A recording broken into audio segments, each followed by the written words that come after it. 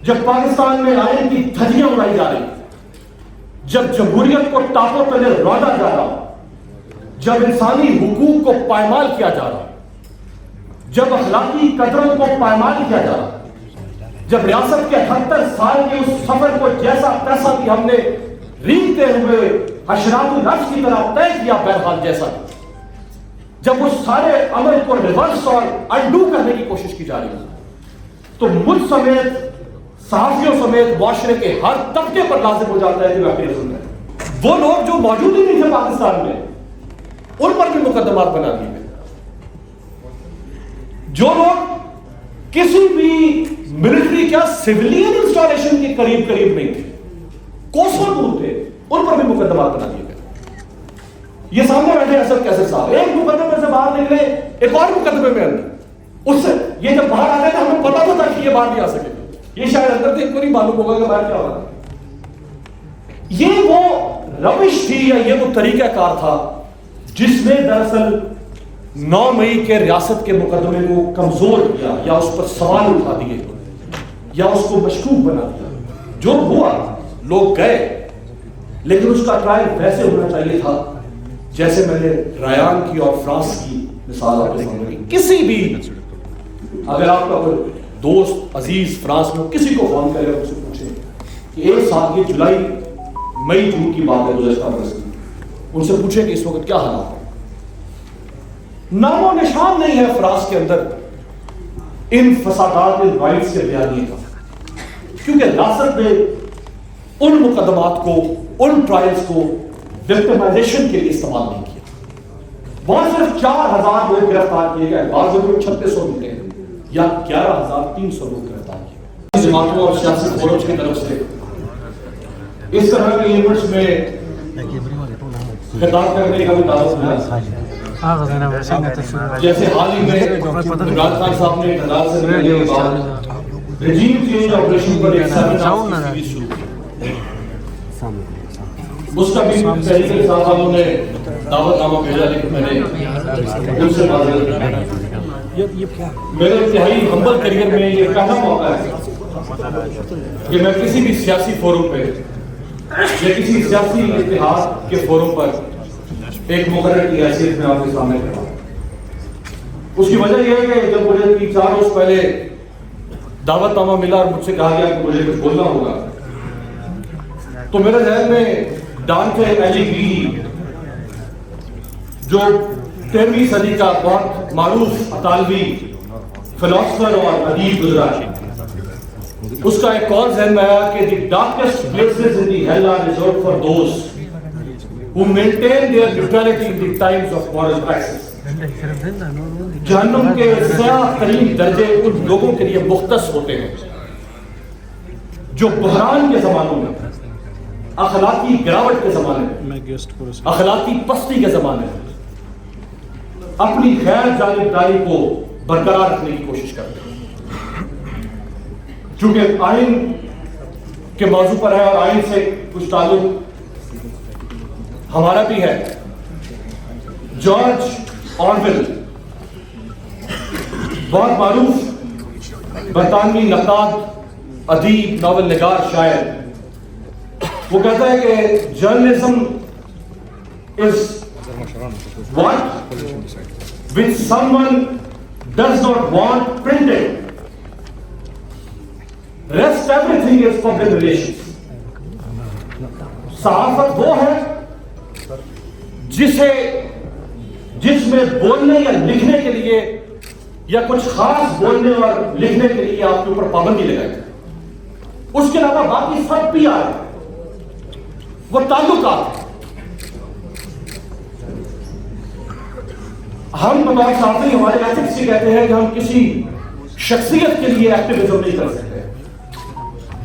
یہ چند شخصیات بیٹھی ہیں، ان میں سے کسی فرد واحد کے لیے ایکٹیویزم نہیں کر سکتے، لیکن جب یہ سب کسی ایک پلیٹ فارم پر اکٹھے ہو کر اس کاز کے لیے اٹھے، جب پاکستان میں آئین کی دھجیاں اڑائی جا رہی، جب جمہوریت کو ٹاپوں تلے روندا جا رہا، جب انسانی حقوق کو پائمال کیا جا رہا، جب اخلاقی قدروں کو پائمال کیا جا رہا، جب ریاست کے 78 سال کے اس سفر کو جیسا تیسا بھی ہم نے ریگتے ہوئے حشرات النفس کی طرح طے کیا، بہرحال جیسا جب اس سارے عمل کو ریورس اور انڈو کرنے کی کوشش کی جا رہی ہے، تو مجھ سمیت، صحافیوں سمیت معاشرے کے ہر طبقے پر لازم ہو جاتا ہے کہ واقعی ظلم ہے۔ کانسٹیٹیوشن کل چونکہ ایک پریس کانفرنس بھی ہوئی اور گزرے ہوئے کل اور آنے والے کل سے اس کا تعلق ہے۔ کل 9 مئی آئین کا آرٹیکل 10 میں عامر خان صاحب پر باقی بغلا تشریف رکھتے ہیں جو فیئر ٹرائل کی بات کرتا ہے۔ کنٹمپریری جو دور ہے، اس میں 3 بڑے واقعات ملتے ہیں ہمیں عالمی فسادات کے۔ 2 کا کل ذکر کیا گیا، ایک امریکہ میں، ایک 2011 میں لندن رائٹس ہوئے، اور ایک 2023 میں فرانس میں۔ جو فرانس میں حالیہ بالکل گزشتہ برس انتہائی خوفناک اور ہولناک فسادات، ان فسادات میں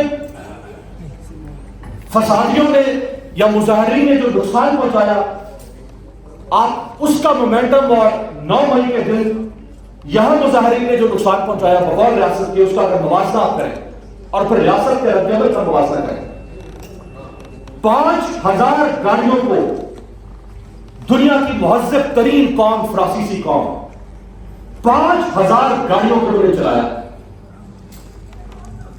9 مئی والے دن یہ جو فیکٹس میں آپ کے سامنے رکھوں، یہ وہ فیکٹس ہیں جو کیبنٹ کے سامنے بریفنگ میں پیش کیے گئے۔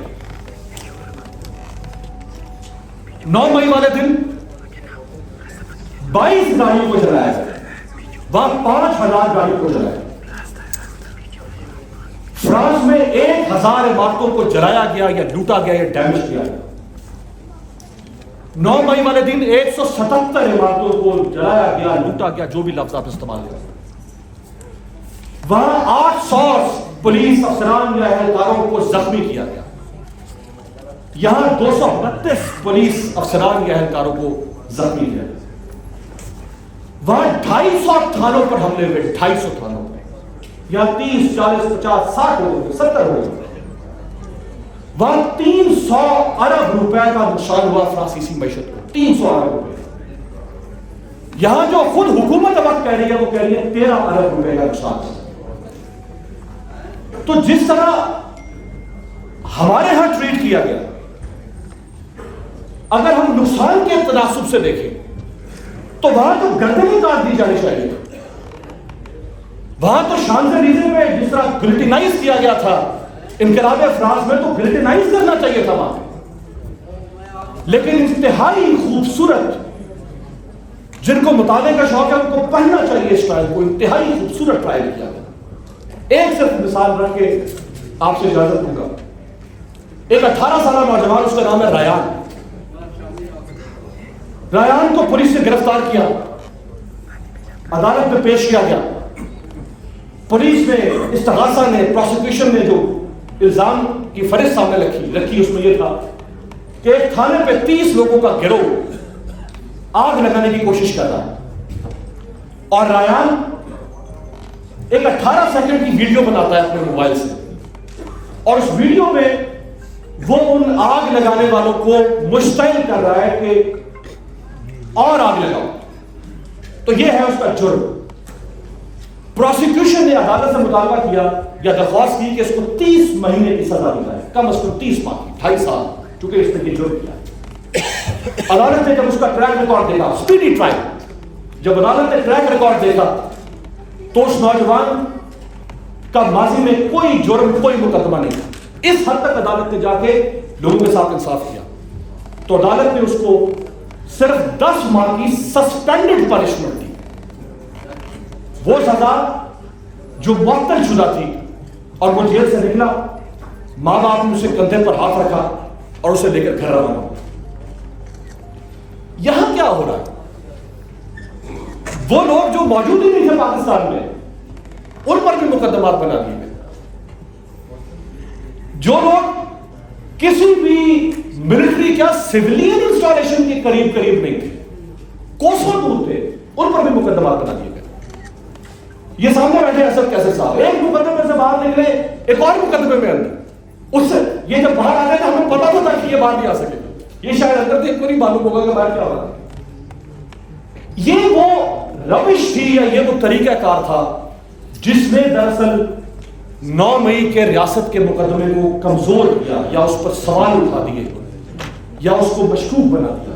جو ہوا لوگ گئے، لیکن اس کا ٹرائل ویسے ہونا چاہیے تھا جیسے میں نے رایان کی اور فرانس کی مثال آپ کے سامنے کی. کسی بھی اگر آپ کا کوئی دوست عزیز فرانس میں کسی کو فون کرے ان سے پوچھیں کہ ایک سال یہ جولائی مئی جون کی بات ہے گزشتہ برس کی، ان سے پوچھیں کہ اس وقت کیا حالات ہیں.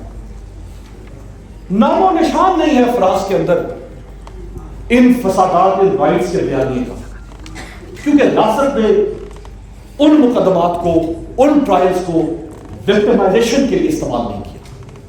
وہاں صرف 4000 لوگ گرفتار کیے گئے، بعض لوگ 3600 ملے یا 11300 لوگ گرفتار کیے. تو ہمیں دیکھنا پڑے گا، تھوڑا سا پیچھے رکھنا پڑے گا. جہاں بھی کہیں ضد ہے، انا ہے، غصہ ہے، جذبات ہیں، ان پہ تھوڑی سی آنچ ڈالنی پڑے گی، پیچھے ہٹنا پڑے گا. اور کسی کو اگر ساتھ بھی بٹھانا پڑتا ہے کسی بہتر مقصد کے لیے تو اس کو ساتھ بھی بٹھانا چاہیے. بہت شکریہ آپ سب کا.